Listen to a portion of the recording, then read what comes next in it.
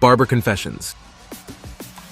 Here we go again. So my brother came in for a haircut. Barbers weren't here, no clients were here. It was just my brother and I. I put something on as background noise, and that something was the movie Waiting. If you haven't seen it, I highly recommend it, especially for the food service industry.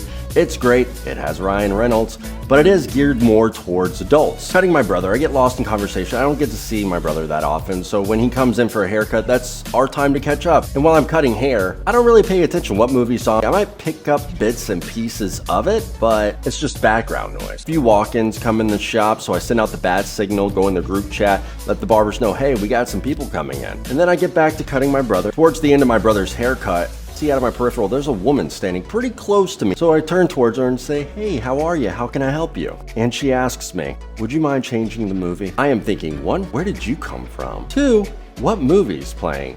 3, what time is it?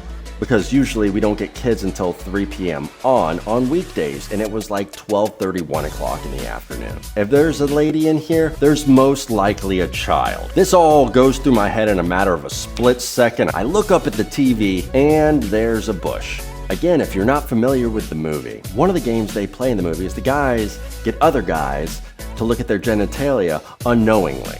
At the end, one of the females decides to play along. I see the child head turned completely around looking at it, and that barber had oriented him so he couldn't see the TV. But that didn't stop him. I was mortified. As a father, I wouldn't want my young children seeing that as well. I apologized and changed it to something more family friendly. I'm still embarrassed about this happening. I did not touch the remote for a week.